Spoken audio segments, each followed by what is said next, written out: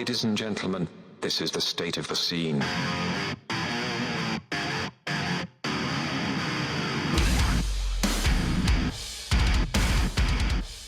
Yo, what the fuck is up, Warped Tour? The state of the scene at SOTS Podcast on all social media. Sam here with Marcos. When I was a young boy, my father took me to the fucking city, bro. On God, it happened. What's up? You've gotten so fucking lazy with these. It's absolutely insane. Let's talk about other things than that. You might as well have just said like G note, and that was your whole fucking like your whole thing. This is the level of effort we're getting out of you at this point. Did you ask me who I am? What'd you ask me? Did you ask me something? Nah. You fucking for sure asked me something. I may have asked you how you're doing, Sam. How are you? I'm fine, thank you. As always, every link you need in the description of this episode, including our socials, playlist, merch, and Discord. Subscribe to us on YouTube at SOTS Podcast YT and leave a thumbs up if you're watching the video version of the podcast. If you're listening to Apple or Spotify, please leave 5 stars. We're just shy of 500 reviews on Spotify, so it'd be cool if we hit that this week. If you haven't, not for nothing. Yeah. They're all pretty positive. Yeah, don't fuck that up for us either. Don't fuck that up. If you go in there and leave ones, I'll hunt you down. I'll literally hunt you down. And if you want to support the show, consider becoming a patron for early access, stickers, Discord benefits, producer credits on our video content, and the ability to ask questions on the weekly show, which everyone failed to do this week.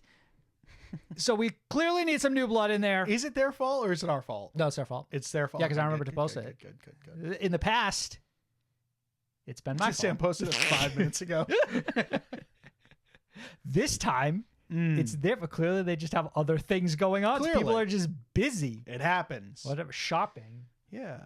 Big holiday. So no questions, but do we Yeah. have maybe some dated discourse? Marco, somebody dropped one of the most beautiful tweets I've ever read in my whole fucking life this week. Okay. It is absolutely like a diamond in the rough as far as Twitter is concerned. Like, this is once in a lifetime tweet.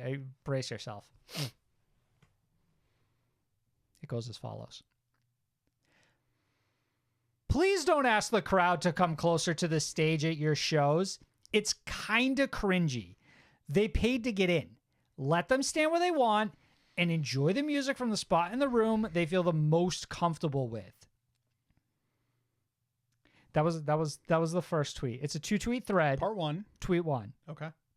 Follow-up tweet. If people don't know you're about to go on, you can run outside to let people know, and you can make some noise on stage before you play to alert them as well. But that's it. You're not entitled to have them plastered up against the stage, even though it's good for your ego. Wink face. Last word is the key word in this pair of tweets, Sam. Ego. It's good for your ego. To me, this reads as shade towards one band or individual in particular. It does feel direct. It feels like we had to like say something Directed. broad, Yeah. so that we could say something a little more specific at the end. Right. Yeah. This would be like if the tweet was like, don't play Throne during your set as a band. Nobody's here to hear that song. actually funny because it could apply to like 4 bands. Fair. Right. Exactly. Okay, let's break this one down. Let's break it down. Take it from the top. Part 1. Yeah. Part 1. Okay. Mhm. Don't ask the crowd to come closer to the stage of your shows. They don't have time for that shit. Valid. You are there. You When are when the I- jester in the court of this crowd. You are there to perform and shut the fuck up. You're talking about the bands, right? Yeah. Yes, sir. As a band, yes. you're lucky to be at this show.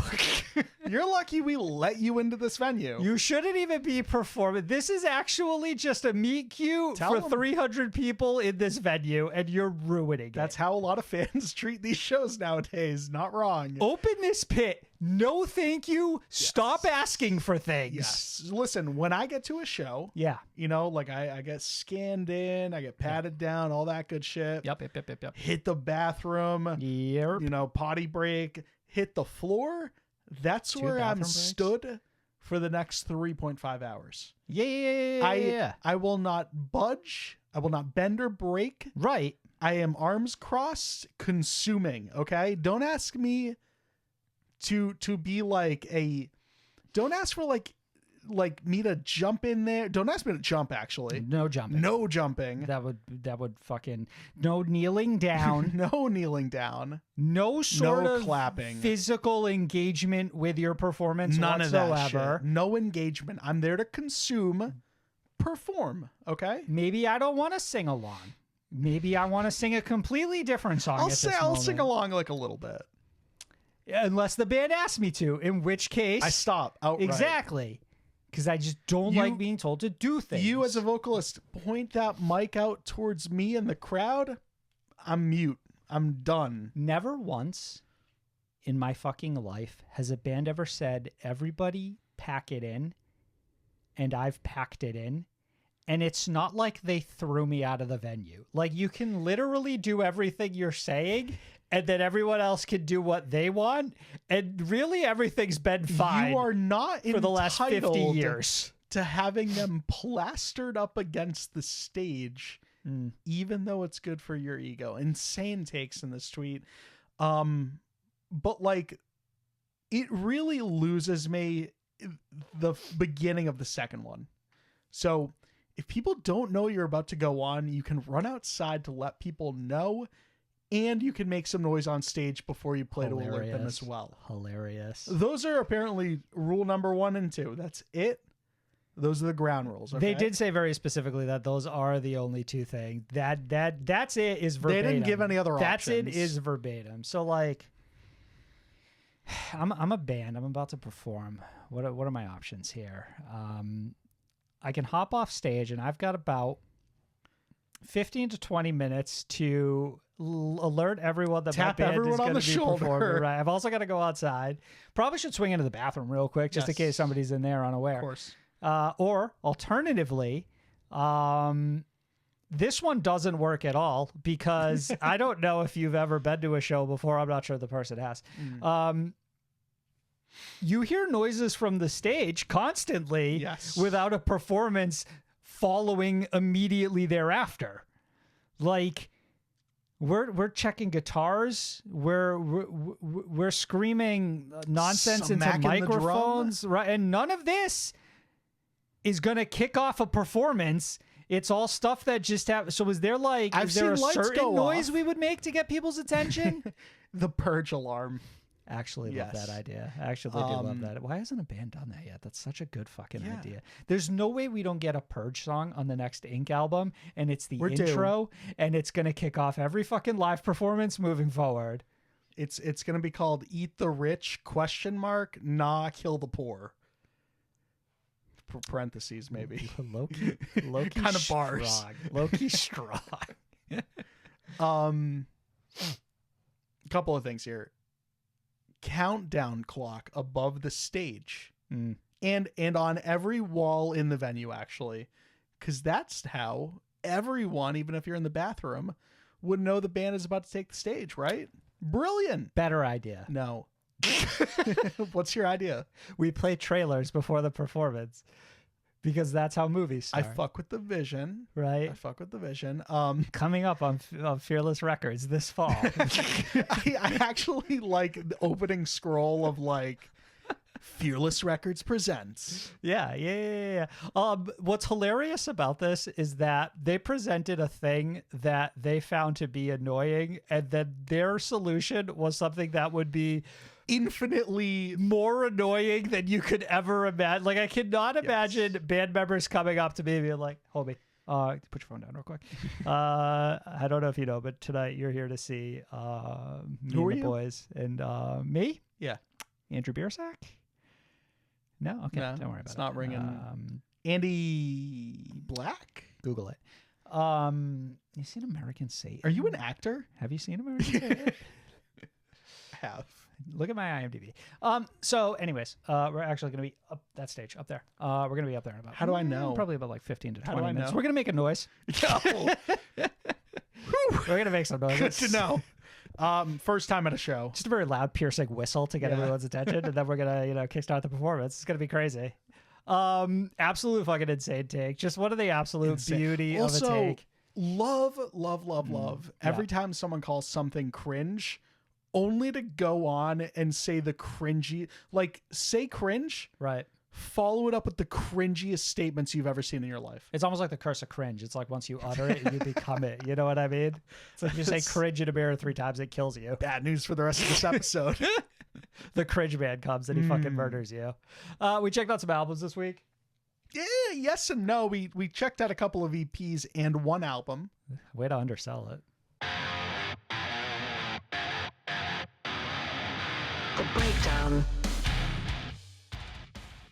Starting with Without Reason by Texas in July.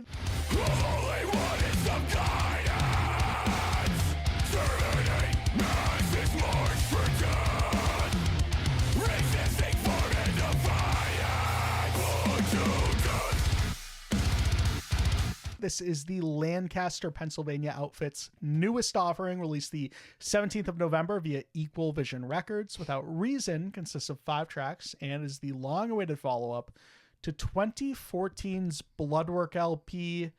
And we're going to have to take a quick time out because we got to talk about the fact that this band is not from Texas, which I just found out today. War crime. Absolute What fucking is that criminal, all about? federal offense. Jail time.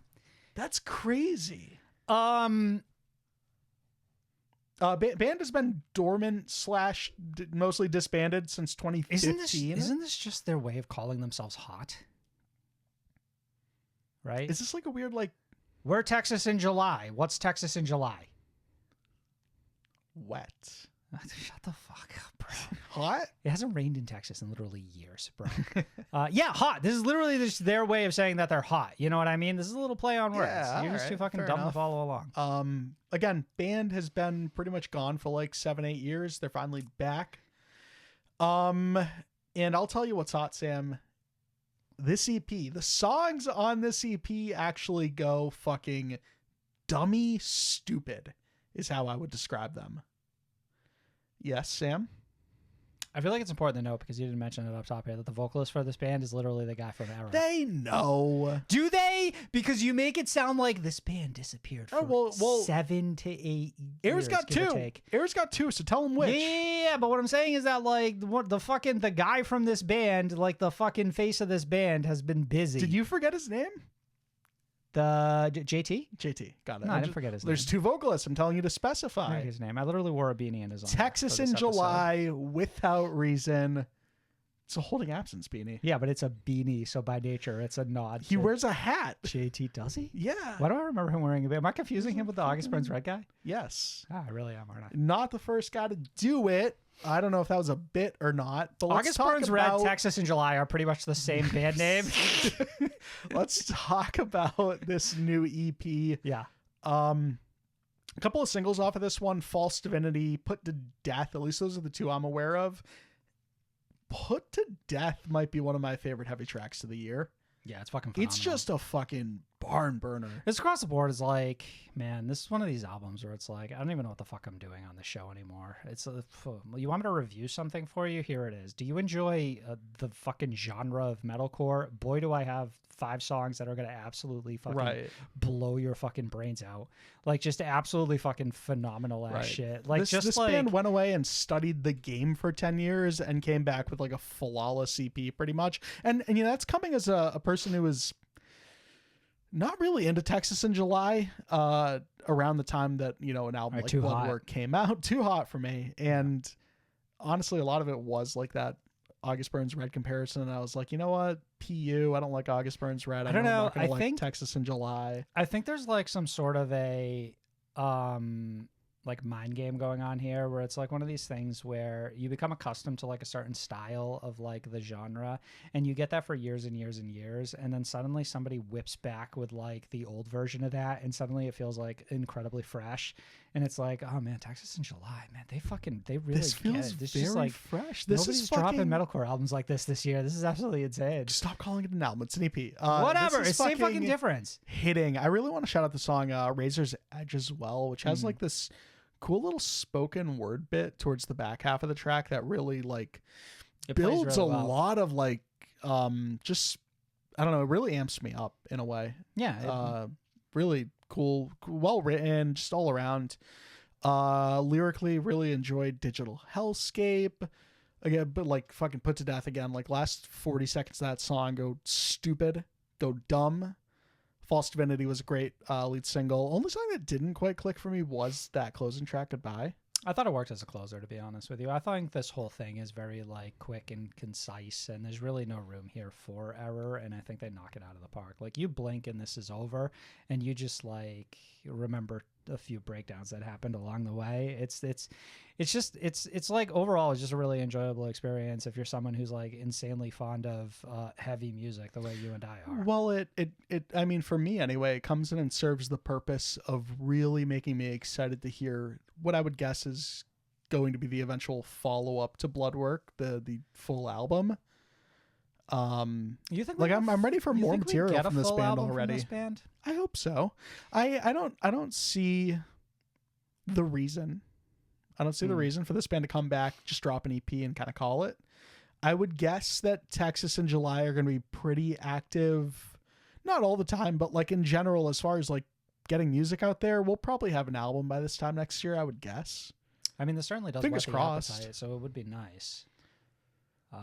Yeah, no, this is an incredibly easy recommendation. I'll say that I don't think it does anything incredibly unique or otherworldly or something that like you haven't heard before. But for what it is, it's very enjoyable. This is like it's like a 4 out of 5. I'll go 4. It's just very consistent. I don't know, something to be said about, you finish something and you just instantly want to start replaying it. And I think that was the case with Without Reason. Yeah. We're going to move on to Found Dead at the Crime Scene by Save Face.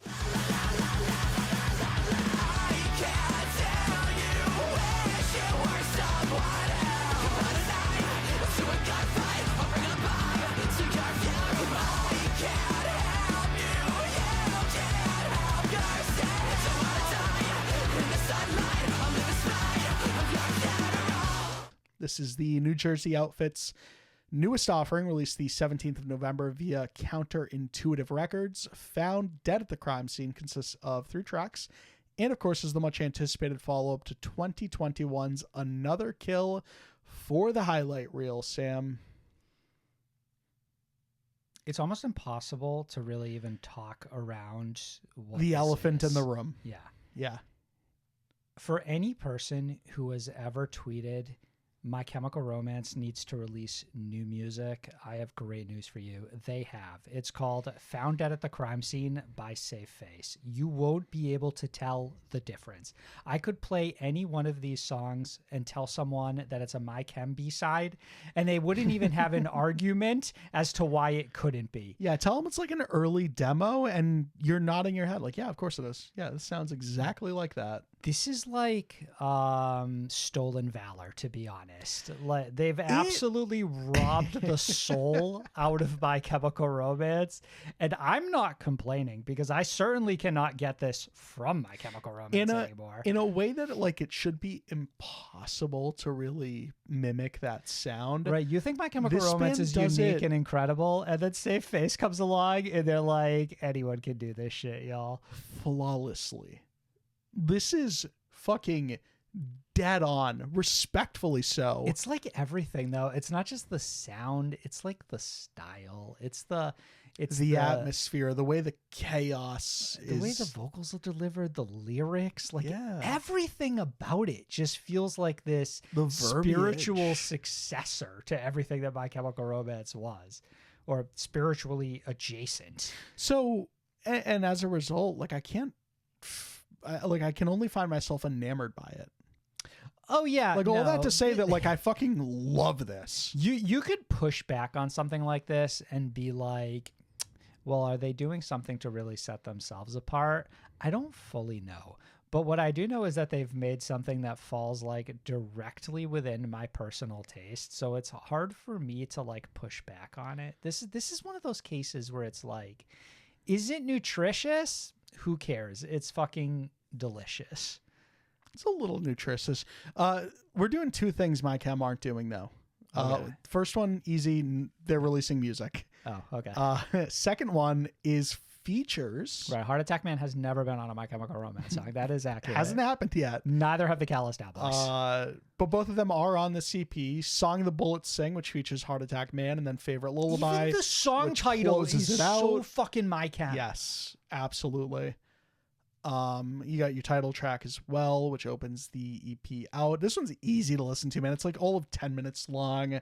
It's perfect, honestly. It's just good. It's great. Maybe I undersold this. Like, maybe there is like this profound art to being able to like just replicate something from top to bottom in a way that doesn't feel like you're ripping them off, but it feels like you're almost paying tribute to them. It's just like, it's one of the most phenomenal fucking things I've ever heard. Like, again, any singular person who spent this week excited about When We Were Young Fest, like here is a gem within the alternative scene that is doing it just like they did it back in 2004. except nearly 2 decades ago. Yeah, that's correct. Marcus, we listened to last record? No, you got more to say? What would you rate it? Oh, what would I give this? I'm going to 4 as well, honestly. It does feel like we had sort of a similar conversation to what we had. EPs are so easy to rate. Yeah. A 4 feels correct. Not for nothing. Pretty great successor to that last Save Face album that we listened to. I'm just kind of baffled why this band isn't absolutely massive, to be honest. They're signed to Epitaph. They're not. Unless Counterintuitive is a sub-label? Last I knew, they were signed to Epitaph. I don't know. It says Counterintuitive that may on have Spotify. changed. That could have changed. Counterintuitive is not a subsidiary of Epitaph as far as I am aware. That last album came out on Epitaph. It did. I'm not saying it didn't. All right. You're right. That's interesting. Okay, well, we won't lose sleep over it. We won't lose sleep. But if that's the case, Epitaph absolutely fumbled the fucking bag with this band. We will move on to the final record we checked out this week. Last but not least, of course, What If I Break by Windwalkers.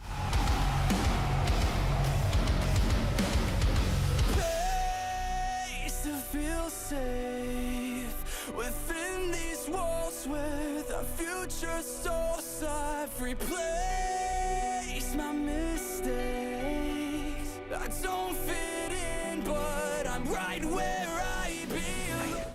This is the Massachusetts Outfit's second studio album, released the 17th of November. I'll mention it was self-released as well.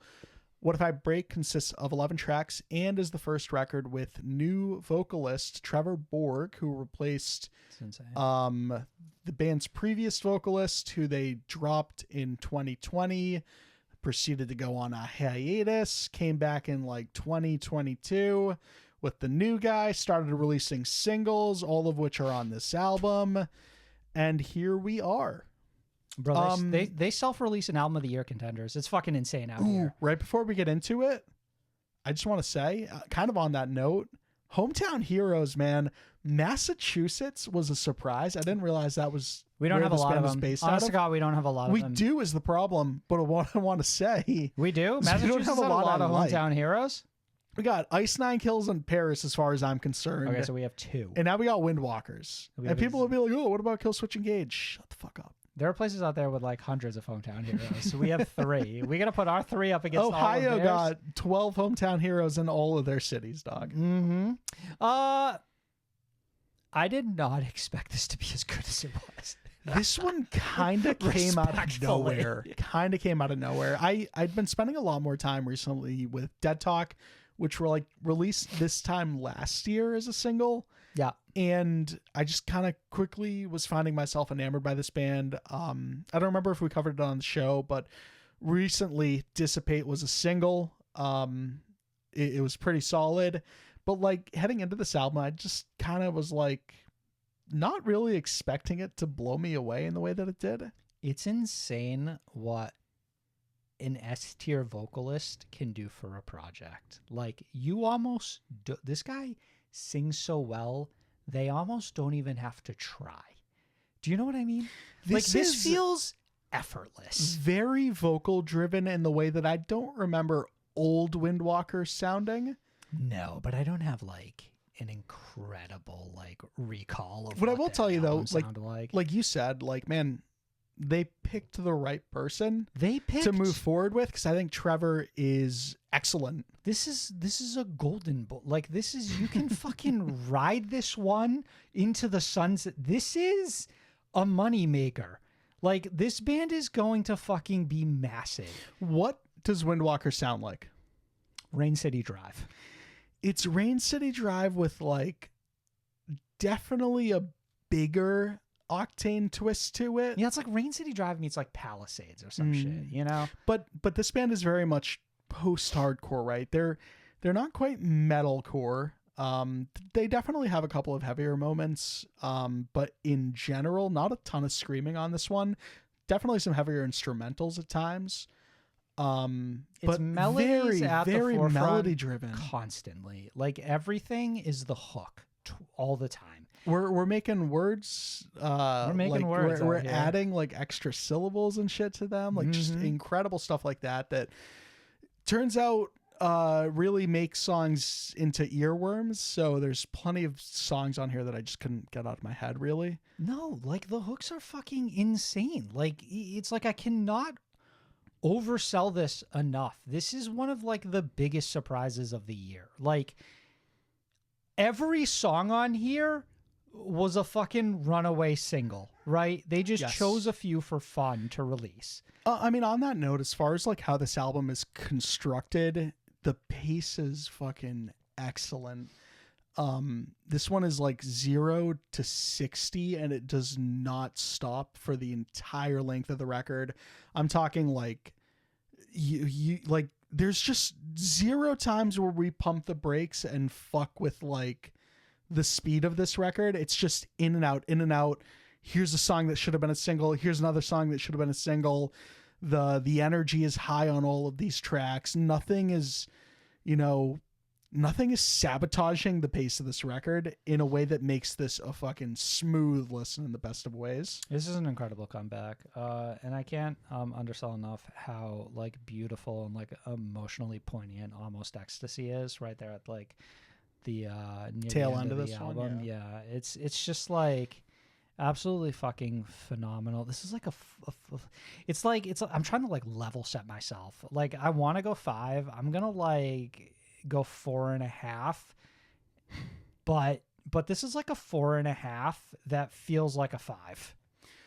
I come right there with you. I just really enjoyed this one. Just a lot of variety. Like, there are songs on here that just don't really sound a lot like each other. Like, Feeding the Gods is a very different song to Body Bag, which is a very different song to something like Hang Fire.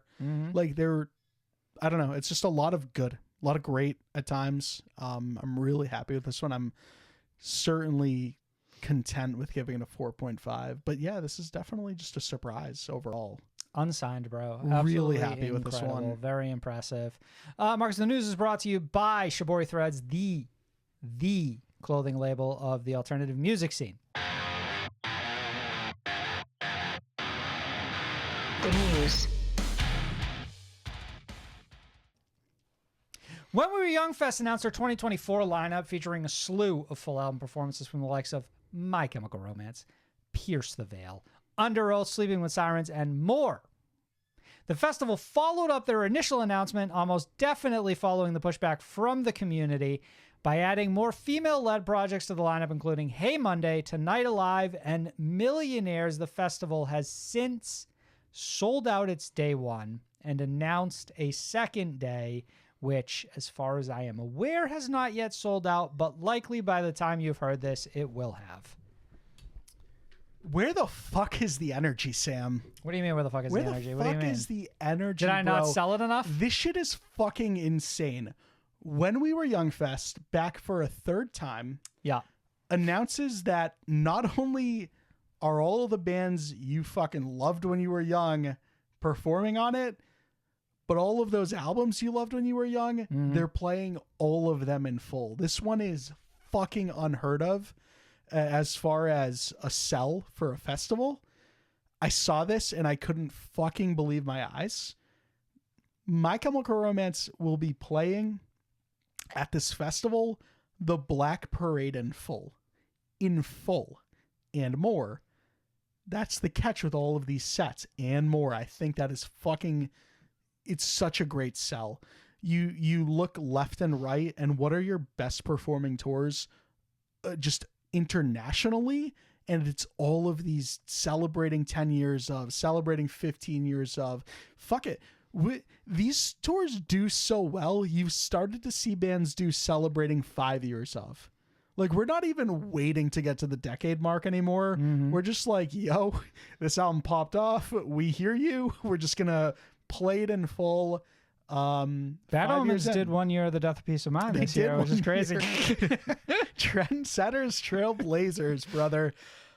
This is fucking insane. I'm so happy about this one, mostly because I think that when we were young, following a very successful second year run, obviously we remember the first year didn't quite go as planned. You had day one get canceled. Still had its big moments. The wind did have its big moments. I feel like year two had its even bigger moments, essentially. And now it feels like we are certainly just going to continue to get this. And what I'm very appreciative of is just they're not complacent like these festival showrunners. How do we make When We Were Young an even bigger and more badass event? Fuck it. Let's get My Chem back. And they're not just going to play the same set they did at the first When We Were Young. They're going to play a full album. I think this is so badass. And to then tell every other band, unless you're Fall Out Boy, that you have to do the same thing is insane to me. This is so cool. I hate to just take over this entire segment. You brought myself, up a lot of points. I'm banking. But I'm like your energy was so off. I'm sorry. With this announcement that I just had to hop in and tell you that this is insane. Like, we are privileged that all of our favorite bands are not only involved in this, but doing something special like that. I think this is so cool. This for me is a can't miss thing.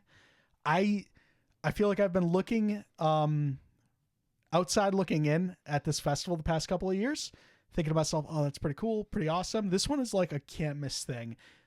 I need to be there the moment that you hear the fucking the heart monitor go out to start My Chemical Romance's set with the end, because we're playing the Black Parade in full.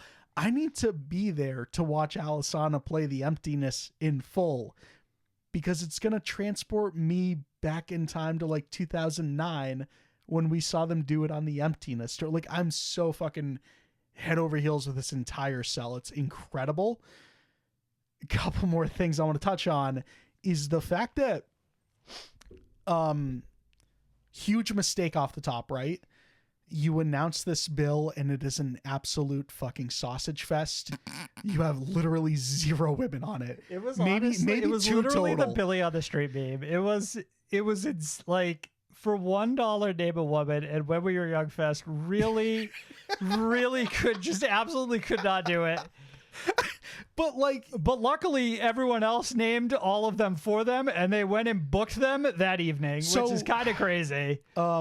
One of the bigger people who really shouted out the fact that this was a massive shortcoming on behalf of the festival was Scene Queen. At Scene Queen, popular artist in the scene, discussed them a bunch on the show, but really shouted out the fact that hey, where's anyone? Where is Hey Monday? Where's Tonight Alive? Tonight Alive not even a band at the moment. And then this band turned around within 24 hours. This festival turned around within 24 hours and said, our bad.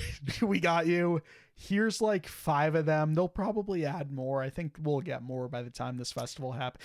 Bands in general, not just, bands with women or femme people within them. I don't know, because I kind of almost don't know how you. It's pretty funny stacked. because if you scroll down to the poster now, it's they've added all the women at the bottom. This is where I wanted to shout it out, because I noticed this as well, and I'm like, you guys are kind of there. Because Tonight Alive, they popped them over Seosin, We the Kings, but everyone else was yeah, we hear you. We're adding Against the Current. We're gonna add fucking Millionaires playing Cash Only Insane.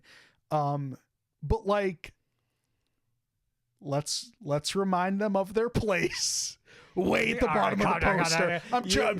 I understand. You're playing a character here. Right. We are the in-crowd are back. It's fascinating because part of me feels like that they had this extra room on this poster, and I wonder if there were 5 other bands that were going to announce that they immediately had to like. Maybe.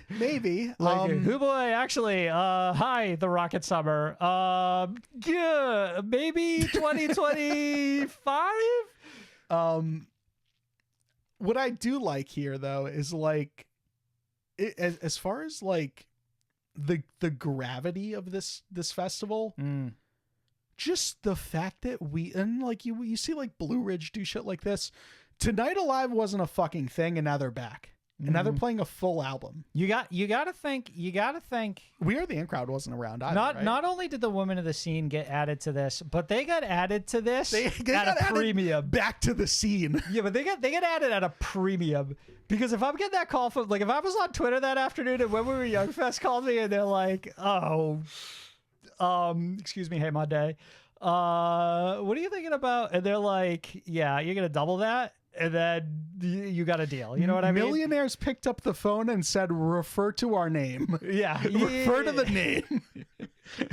Like they've got him cornered, right? And they said, hey, and what do you want? You want cash, check? And they said cash only, right? Is When We Were Young Fest going to log on to Twitter that next day without a single other woman? No. They're going to pay whatever is asked. Massive oversight on their end. But credit is slightly due here. Remedied it because I've never seen another festival remedy this when they were called out on it. If this was Kevin Lyman, bro, the response would have been... This is Kevin Lyman. He'd have cut a woman to add Johnny Craig back to the festival. I was going to say, they would have added like Front Porch Step On the full run. That's would have been the decision. It's insane. We've heard you loud and clear. I want to play a game here. Okay, wait, hold on. Before you get to your game, you brought up some interesting points that I wanted to touch on. Okay. First point. Over on Twitter, I've shared a lot of festival announcements so far this year, and after a while, it really just feels like I'm sharing the same festival announcement over and over and over again.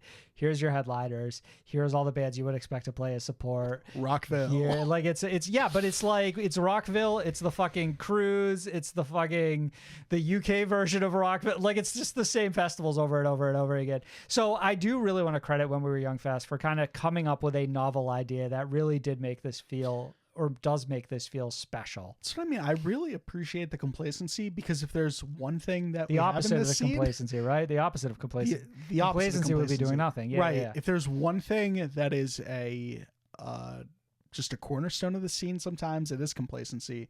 Warped Tour. The reason that is now defunct is because we would have Sleeping with Sirens on every other year, but they would play the same 7 songs they played the year before, plus a new single. But it was stuff like that that really takes the wind out of your sails. And I'm not saying the wind just because we're talking about When We Were Young. No, I follow.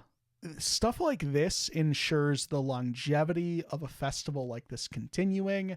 And granted, this was going to have no problem selling tickets in the first place. But the fact that we weren't complacent and we just said, hey, by the way, fucking Mom Jeans are going to play a full album, you know? August Burns Red, Constellations in full. Shit like that is what really fucking sells something like this. It makes you look at the Sick New World lineup next year and think to yourself, wow, now this feels like a real missed opportunity, but I fully expect the next version of that festival to be like, hey, y'all, we got Slipknot. They're playing Subliminal Verses Volume 3 in full. We got Disturbed. They're playing The Sickness in full and so on and so forth. Bring Me's playing Ammo in full, and so on and so forth. You know what I mean? It just feels like it opens up the door to so much more opportunity. You said earlier they got My Chemical Romance to play the Black Parade in full. A lot of pushback on ticket prices being $400 for a single day. Right at the very top of this poster is your answer. I promise you that My Chemical Romance didn't say, yes, sure, whatever. They said, yeah, here's the price.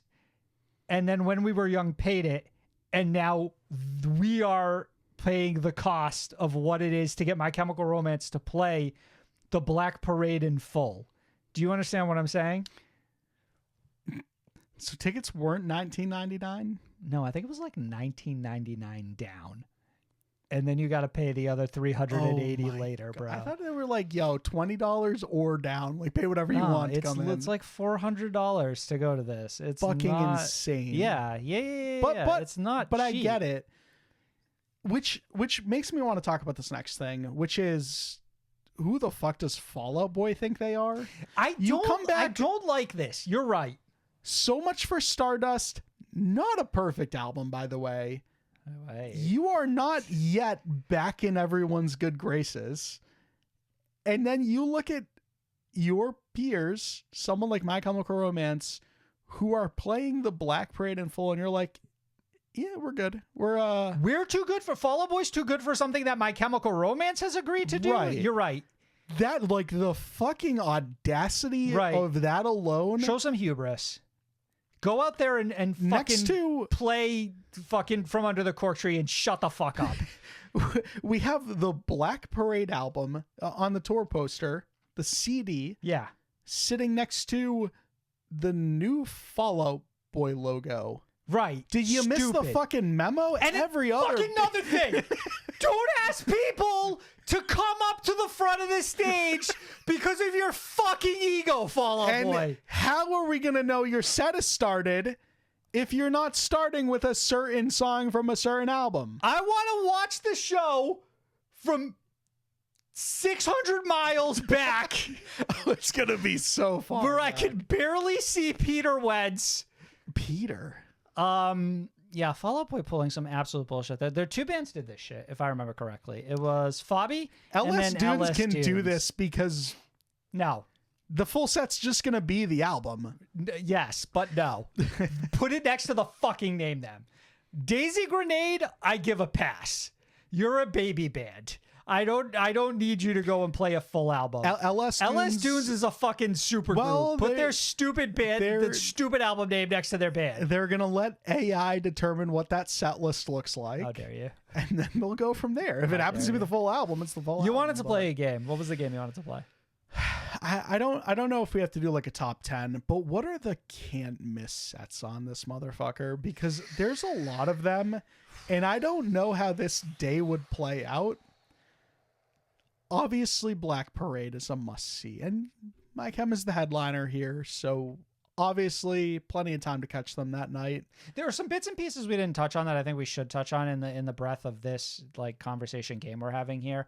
What is the makeup of the Chiodos that is playing All's Well That Ends Well? Like, is it original lineup? Is it Craig's Craig confirmed with to come back? fill-ins? Yeah, but like obviously Craig's It's not gonna be Brandon. there. But like Craig has been like going on solo tours playing Chiodo songs forever now. This could be an acoustic set for all I fucking know. It could just be drugs. Here's a huge one for me. Here's a fucking massive one for me. This is a can't miss. This is up there with My Chem as far as I'm fucking concerned. It's Seosin playing Bug album with fucking Cove. Self-titled with Cove, yes. Insane. Fucking insane. That's Black Parade level of fucking hype for me. That's what I mean. It's like we really pulled out all the fucking stops on this one. Yeah. There's some more interesting ones as far as like vocalists performing an album with a band that's not necessarily theirs. The Anne Berlin set, Never Take Friendship Personal, will feature Maddie Mullins. That's confirmed? It's gotta be. It's expected, but is it confirmed? I'll confirm it. Okay. Expectedly Confirmed. for now. Confirmed as expected.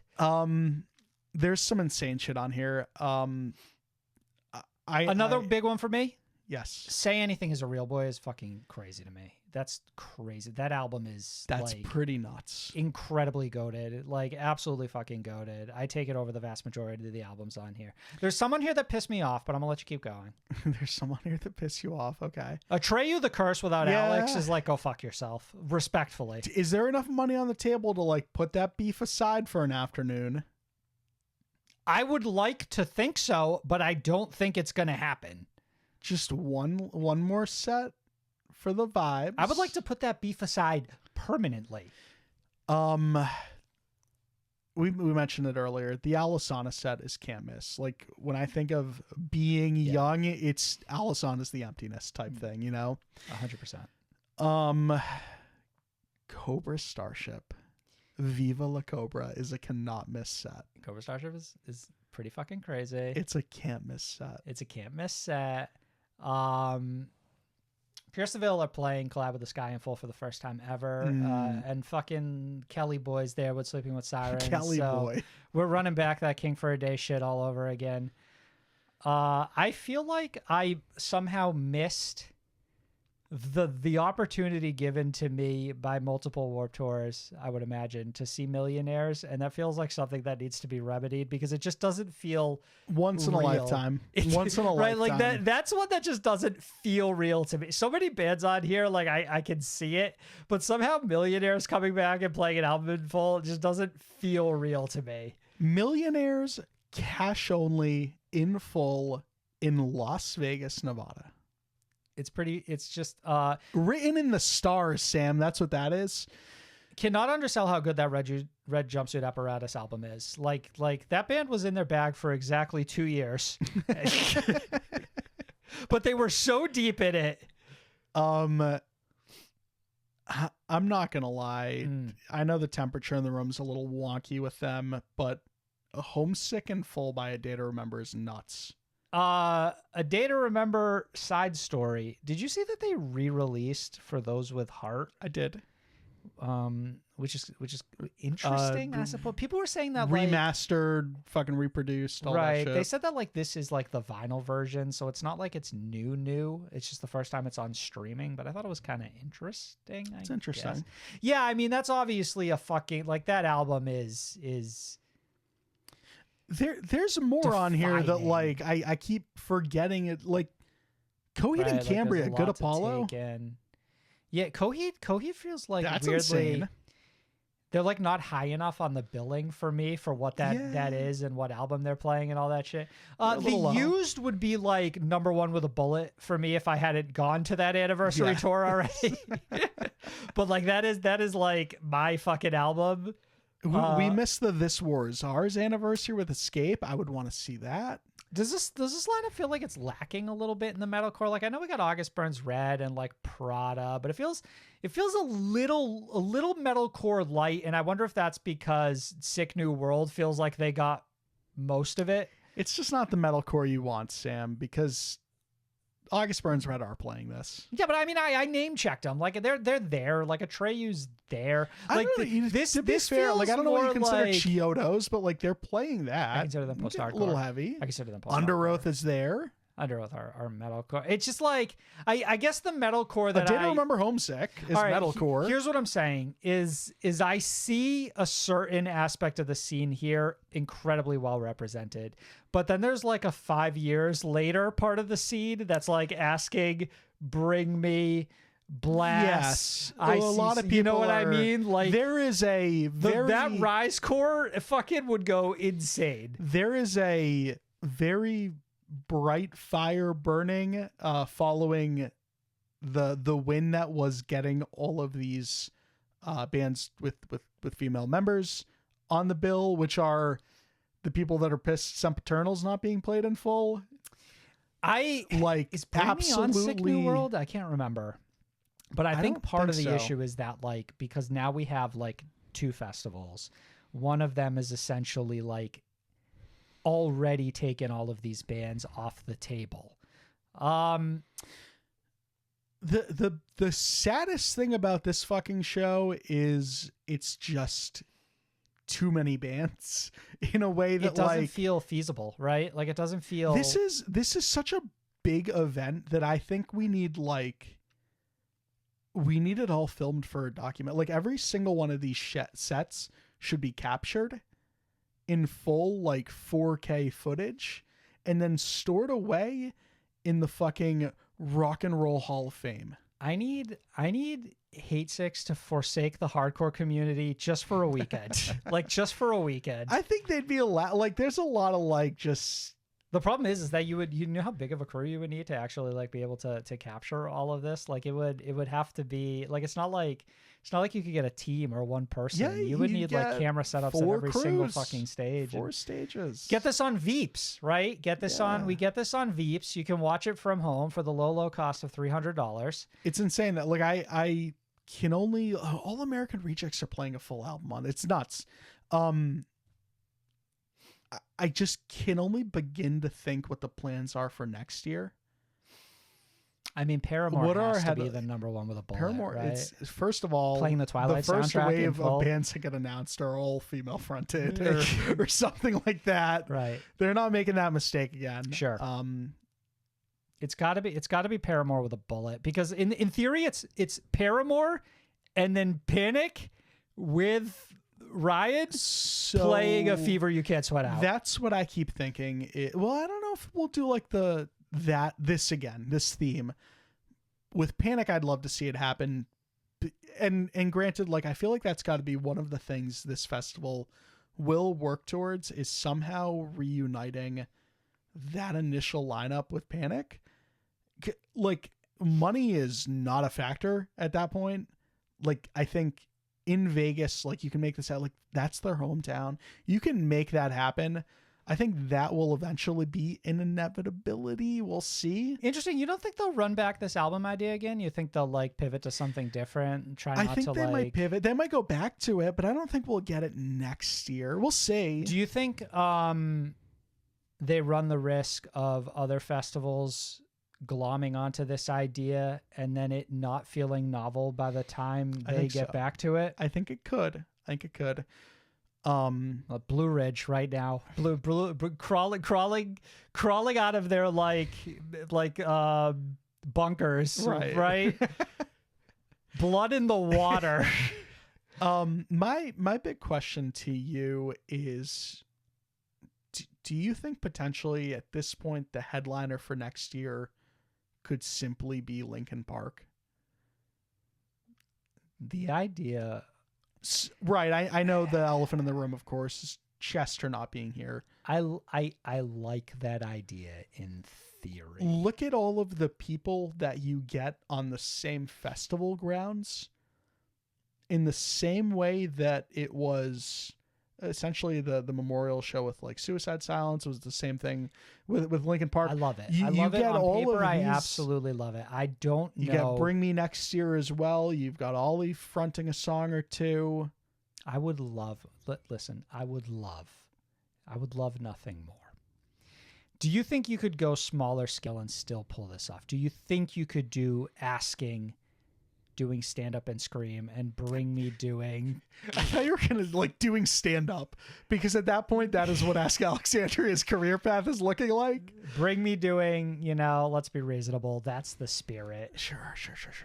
Maybe Sempiternal. Maybe.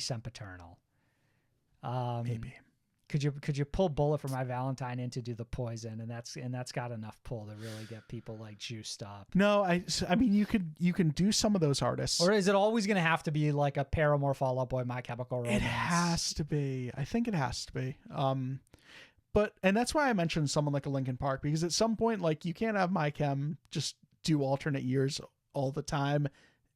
As much as I don't object to it, it would get old at some point. And I'm sure the band would probably just stop doing it before it got old. I'm not sure. But that's why I mentioned someone like a Linkin Park. Like, at some point, like, who are the other big ticket artists in this scene? Obviously, Paramore haven't played it. If you'll we're still get talking Panic full at some album point. shit, if we're still talking, Paramore did play the first When We Were Young Fest. They did? They did, yes. It They was them did. and They My did. Chem. They did. But obviously they haven't done like this novelty version. If we're still talking full albums, you can look at someone like 30 Seconds to Mars with The Kill. Like, I think that would be big. The Killers? Killers are an interesting one. I think that's also They would qualify, right? like a cool idea. All American Rejects qualify. I feel like the Killers qualify. I started looking at this festival and thinking to myself, when is it this? Weezer? What does this look like 5 to 6 years from now? You know what I mean? Do you suddenly look at this and it's like, okay, I Prevail are playing their first album. Bad Omens are playing the Finding God Before God Finds. You know what I mean? Right. Can When We Were Young start like doing really fucked shit where it's like, hey, I mean, all these albums are a decade old, so like at this point, your fans are getting up there. You know what I mean? We could start selling you as like a nostalgia act. Yeah. I mean, I think while there is a massive breadth of artists here, I do feel like you could still run this back a million different ways. Oh, for sure. For damn sure. But that's what I meant earlier when I said that, like, I don't know if I would necessarily want it to consistently be full album, even though, again, I think it is a brilliant idea. It's a brilliant idea. Keep it fresh. Keep it fresh year to year is what I'm saying. Marcus, Issues have announced 3 final farewell shows this January in Chicago, Anaheim, and Atlanta. The band released the following statement. These shows are the final chapter in a long history of pushing the limits of composition, musicianship, and culture in every way we could. We want them to contextualize our body of work over the controversy and member changes and gossip and bullshit and stand as a monument to the 3 real motherfuckers still standing. The music we're so proud of and the fans still with us. If this band has ever meant anything to you, we want you to be proud of being a part of this, to be proud of the gigs you've seen, the tattoos you got, the friends you made. So we're putting this shit to bed in true Issues fashion very, very loudly. No further details. Mm-hmm. Of course, definitely don't expect to see Tyler Carter there. Michael Bond could show up for a song or two. This is a You never fucking know. Tyler Carter hate rally, honestly, for ruining this for fucking everybody. For absolutely fucking ruining this. Do I expect to see Michael Bond there? I think it's a possibility. Obviously, but Michael leaving the band was under incredibly different circumstances than Tyler. Yes. So I think it's at the very least on the table. I've heard rumors of who the vocalist could be that's going to sing with Issues. I'm not going to say, but I do find the choice to be interesting. Courtney LaPlante. Yup. I've seen a lot of people float the idea that we could obviously see these 3, you know, this is AJ, Josh, and Skylar. Mm-hmm. You know, Skylar is sang for, or at the very least screamed for Issues, is now essentially singing in their own project. It's feasible that I think he could take over the vocal reign for this. Low File tweeted that maybe they'd show up at the California show. I think that would be very neat. So I think it's California, Chicago, Atlanta. Yes, that's correct. So LA, Chicago, Atlanta, some shit like that. Yeah. Chicago, Anaheim, Atlanta. Yes. So first of all, closure here. Band has been in limbo for 3 years.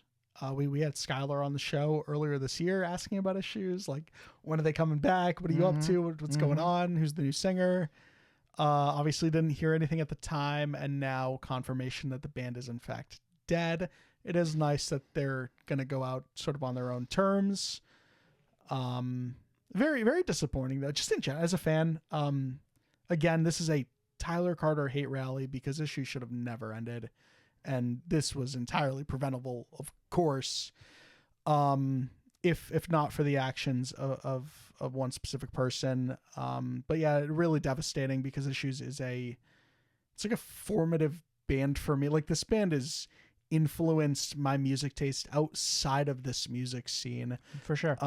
This band talks about, you know, pushing the limits of composition, musicianship, and culture. I think they introduced a certain culture into the scene that was very much not present and very much needed. And it changed me as like a music listener. Issues is one of the GOATs, honestly. And you can point to a lot of bands nowadays who take their influence from someone like Issues 100%. Some, you know, more quietly than others. Mm-hmm. But Issues is absolutely one of the most influential acts in the scene. It's a damn shame they're ending.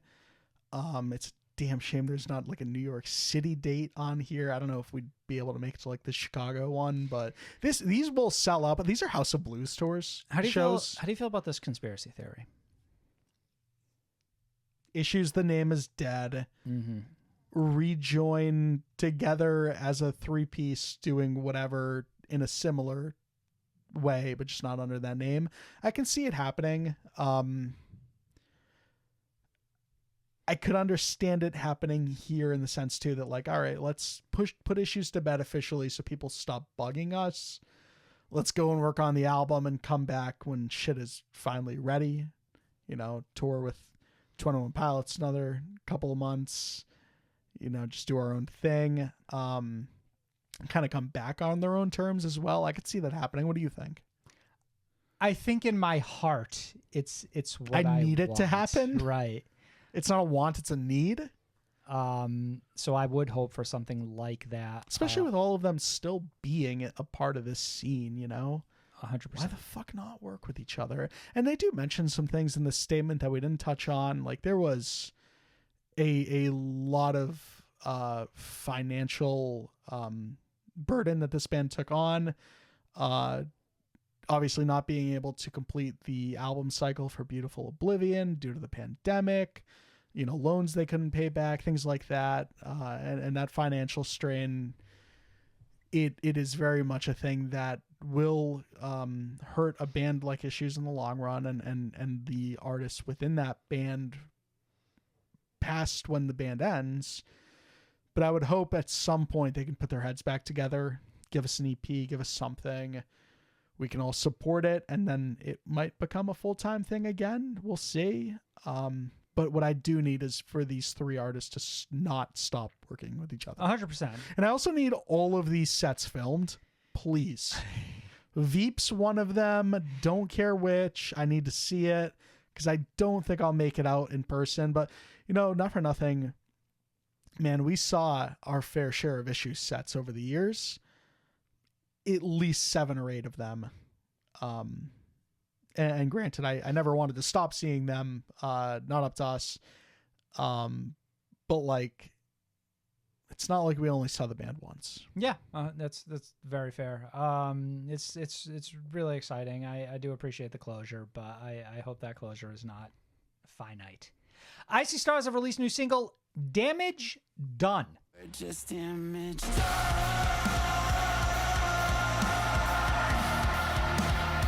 We're just damaged.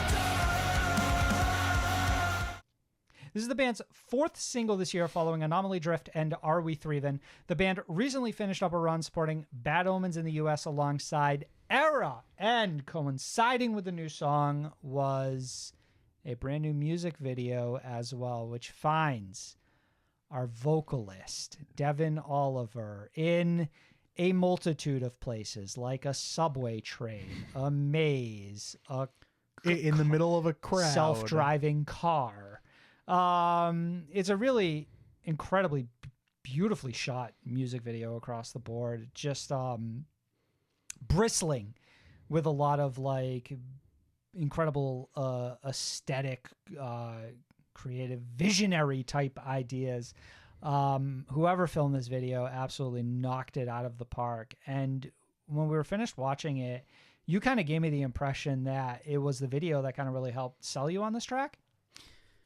Yeah, I remember listening to it at the top of today, and first time through it just sort of like bounced off of me, and I just didn't really pick it back up for the rest of the day. Not to say that I was done with it, but then we watched the video together, and man, like they just did a fantastic job selling the song. Devin Oliver could convince me of anything, honestly. Anything. And it was sort of a similar way with Are We Threevin' as well. That got a video. Anomaly and Drift did not. This is only the second video of these 4 new singles. Better than the Are We Threevin' video. Just extremely watchable. Just really good all around. I don't know what to say. It's just a great song. I had a question for you, which was, do you think Are We Threevin' and this new song are the only 2 singles off of what potentially could be what's next for this band, whether it be an album or an EP? I think it's possible. The reason I ask, it's the number thing, isn't it? it's the number thing, because I'm looking at a Are We Threevin' as in track 3, Right. this new track, a track 4, because we've replaced only one of the A's, because there's multiple A's. One of the A's have been replaced with a 4. And you look at Anomaly, you look at fucking Drift, I don't see any numbers. I don't have enough evidence to solve this crime. You know what I'm saying? Like, I need more information because I think everything's on the table right now. I think Icy Stars could be a fuck around band that just releases singles and then drops an EP and then drops more singles. I think that the first 2 songs could have been a welcome back and they don't make the album. I think all 4 tracks can still make the album. I don't have enough information to We could get one more new song and that's a 5-track EP and that's it. We'll see. Somebody, one of the friends of the show reached out and they were like, you know, this Icy Star song really isn't hitting. And I kind of felt where they were coming from. And I don't blame them for this, but I think a lot of people have a perception of what they want Icy Stars to be. And when Icy Stars isn't that, it feels like a letdown. And I think what we've sort of failed to learn is that Icy Stars do this every single time. This is Icy Stars. Icy Stars not doing what they did before, not doing what other bands are doing in the scene, purposefully changing it up with each album release. It's kind of their style. They just seem like a band who is not content to keep doing the same thing. And if you look at album 1 to 2 to 3 to 4, maybe there are some similarities shared between all of them. There is. But across the board, they feel like very different albums from one another. 3D is very different to the other ones. End of the World Party, I believe is the name of the second album. Yeah.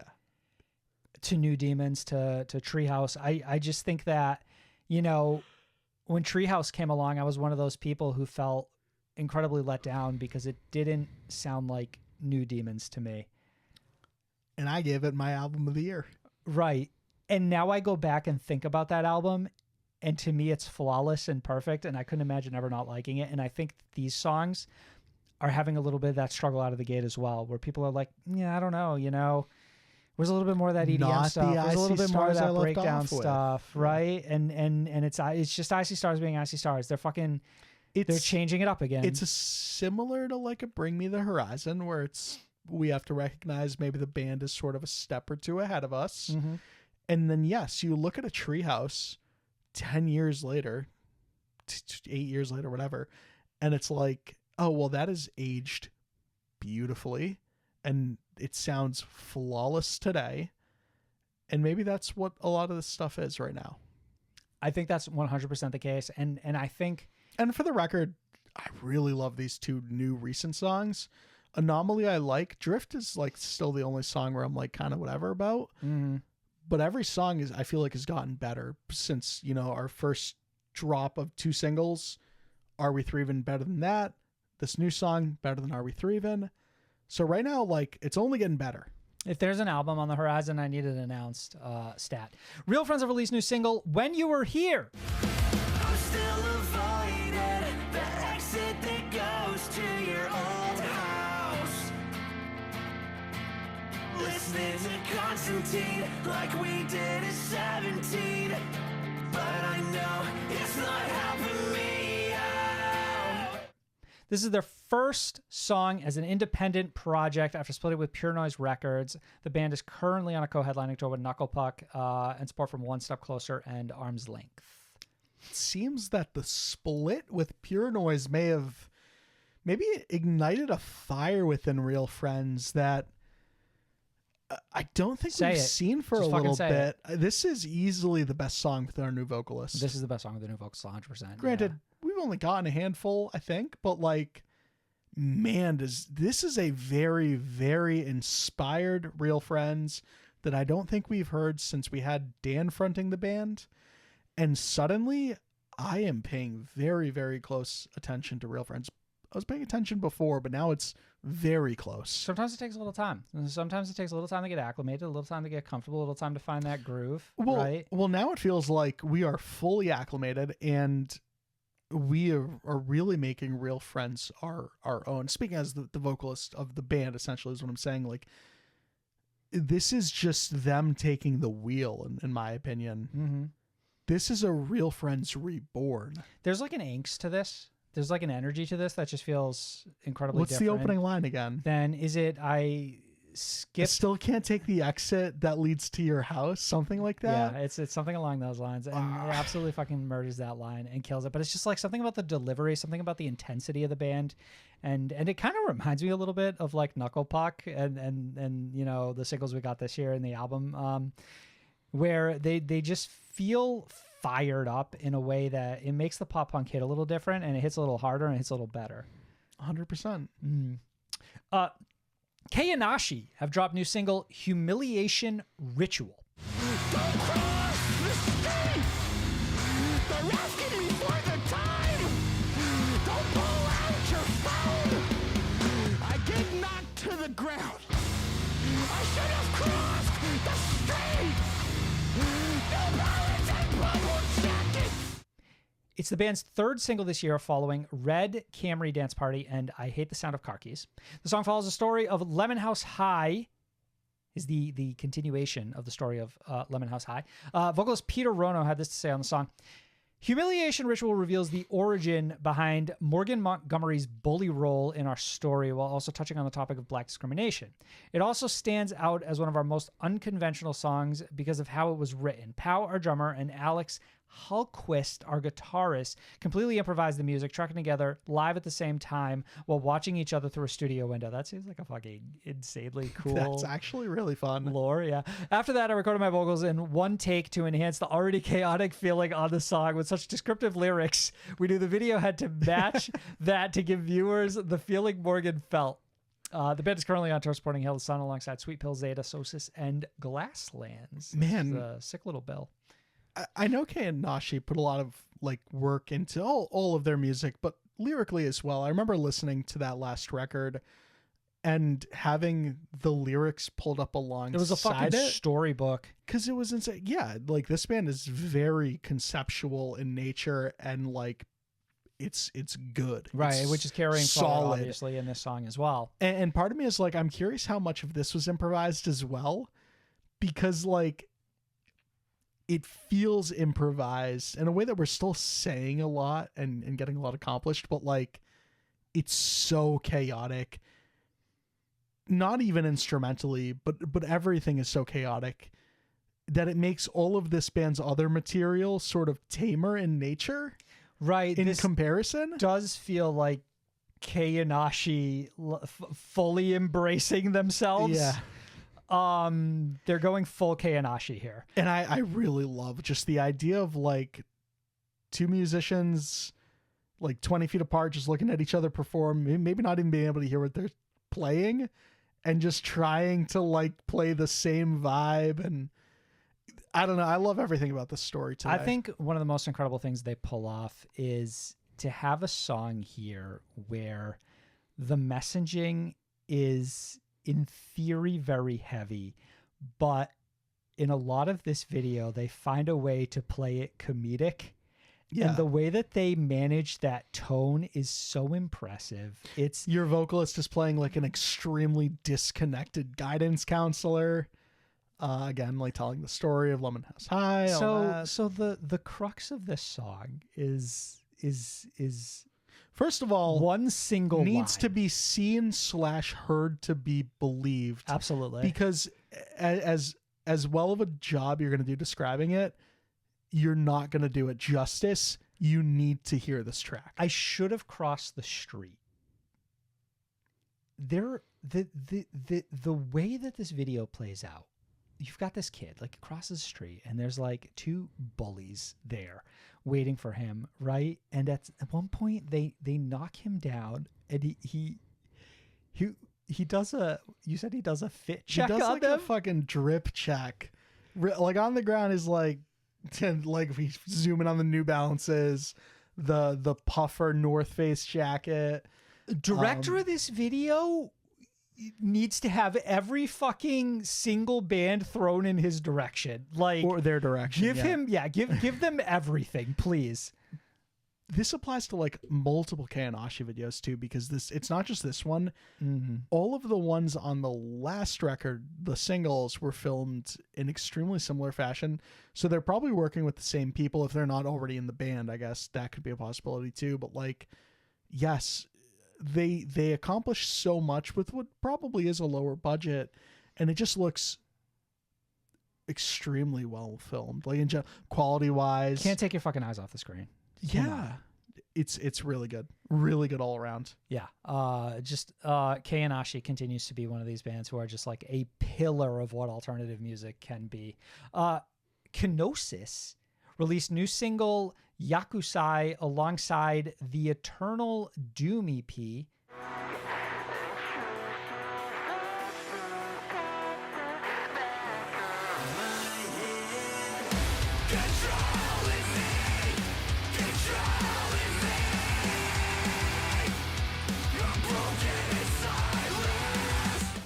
Which featured a couple more tracks. This marks the second EP from the newly formed project fronted by Ryo Kinoshita, formerly of Crystal Lake. Ryo, if you recall, left Crystal Lake a year or two Couple years ago? It Yeah. feels almost like a couple years at this point. Something like that, citing a condition that had worsened where they just could not sleep, essentially. Their sleeping schedule was destroyed. There was no remedying it. Touring life made it indescribably worse, which is why they inevitably stepped away from the project.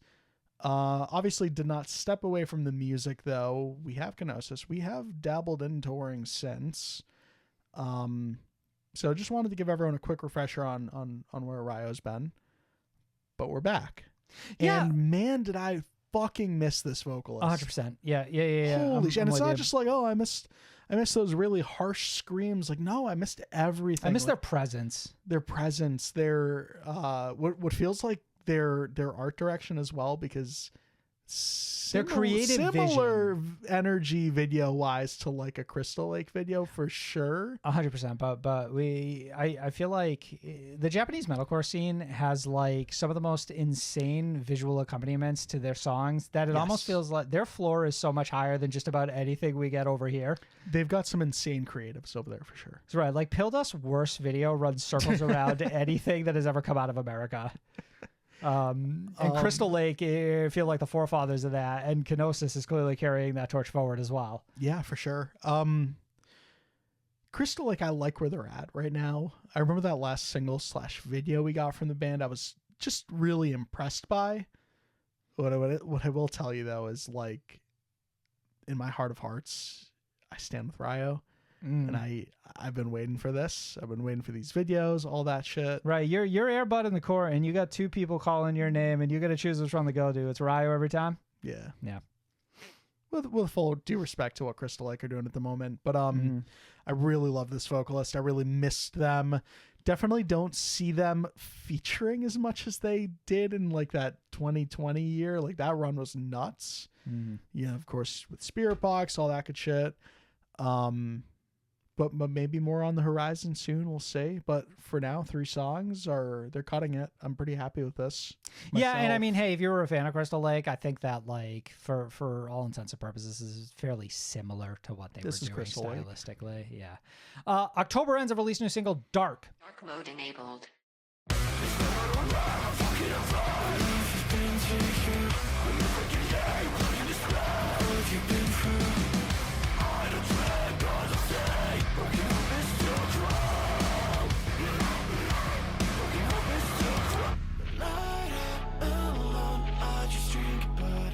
The band will embark on a UK co-headlining tour with Cabin Boy Jump Ship this February with support from Waterlines, Iridium, and Crushed by Waves. This is a low-key pretty solid tour. You know what? It's funny because like I know the co-headliners, but I saw the 3 support acts and I'm like, I don't know if I'm familiar with any of them, but based off of the tour that they're on, I feel like these are 3 bands I need to go check out. Just the names, and that's what I mean. It's just like I feel like this is somehow an extremely clutch tour. This is one of those tours that it's like you'll look back on it in 5 years and one of these bands will be massive and the other 4 will have broken up and you'll be like, I should have fucking went when I could have, you know what I mean? This is like when I look back on tours that are like, for all those sleeping headliner, you know, direct support from the Palisades, and it's like, right, and Ice Nine Kills, and one of these bands became massive and the other 2 fell off the face of the fucking earth. So Dark, yeah, new single. So they're and a doing- video. so- Has a video. Their album, I think, came out last year or the year before. It was called Phases. I don't know that we ever reviewed it on the show, but I remember being excited for this band based on like a single that we talked Part about. of me actually remembers checking this out. Yeah, so I don't think we reviewed it on the show. It sounds like that this band has stayed within our peripheral, and I think this song is going to be the true coming out party for them.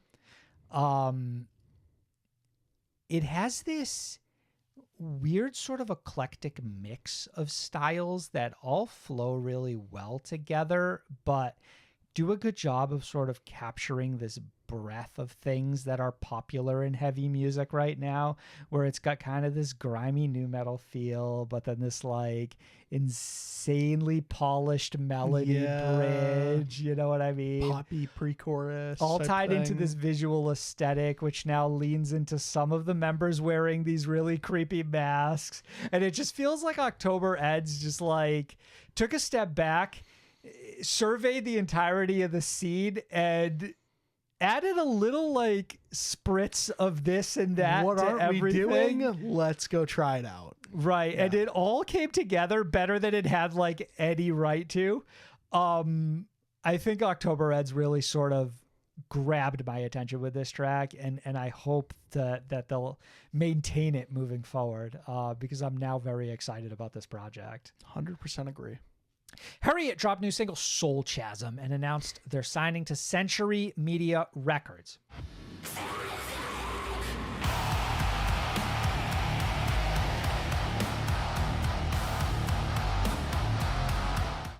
The track is their second new single following Demure since the release of their debut album Profound Morality, which dropped back in April of last year. The band on the new track, Soul Chasm or Chasm, I'm not It's Chasm. positive. Soul Chasm, illustrates the internal struggle for peace, revealing our tendency to be unkind to ourselves and how the fear of failure can dim the vibrancy of our existence. End quote. We were talking a little about that grimy nu metal shit. We were talking about October Ends. This is the actual like distilled version of that. Yeah. Yeah, This like gotta hand it to them. They do sonically do the whole, this does sound like the internal struggle for peace. That's for damn sure. This is some gross, nasty, heavy shit that I've seen a lot of people hyping up since this debut album came out. And they've, again, been in my peripheral. And it wasn't until this track where I think that they've really sort of managed to grab my attention. This has a lot of, I feel like I like a lot of bits and pieces of this. And I don't know if it fully comes together for me, but it does make me very curious about what this project is moving forward. And I think that the sort of like signing stamp of approval has me wondering like just what comes next, right? And I think this is a good like introduction for me personally into this project. And I'm really excited to see where they go from here. Me too. Marcus, before we go, just one anniversary this week I wanted to talk about. It's been exactly a decade since Get Scared released Everyone's Out to Get Me, which was not their last album, but in a way feels like it, because their actual last album was this very peculiar, Fever Dream, unpromoted release. Yes. That really wasn't supported in any way, either from the band or the label or via touring. And with all that in mind, an absolute excellent piece of music. Yeah, excellent in a way that was really upsetting, because very you knew unexpected. nothing was going to come from it.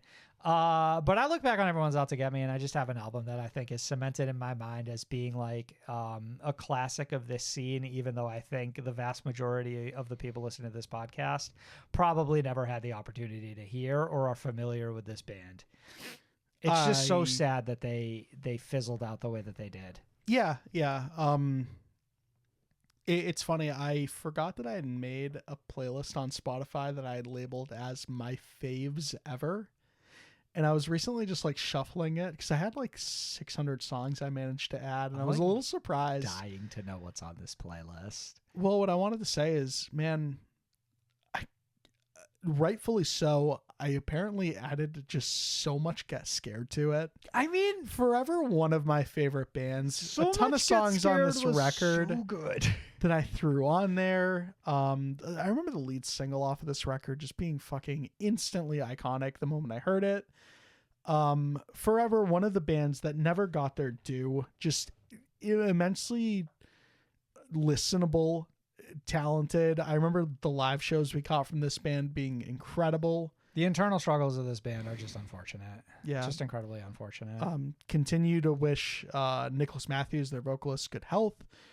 When we were young, pay this band to come play this album in full. If it's a possibility, if it's possible, let's go right? make it happen. Right, 100%. Like, that's the protest I will start. You know, let's get scared on this bitch. Right. It's just like You know? My Chem's playing and it cuts to the crowd and you're holding a sign saying, "I'd rather be watching Get Scared." Get my Chem's little brothers out here. It's essentially what this band is. All right, everybody, listen.